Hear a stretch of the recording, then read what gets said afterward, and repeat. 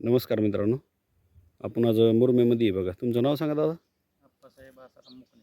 आप्पासाहेब आसाराम मुकणे. इथं आपलं किती एकर क्षेत्र आहे सगळं? 4 एकर.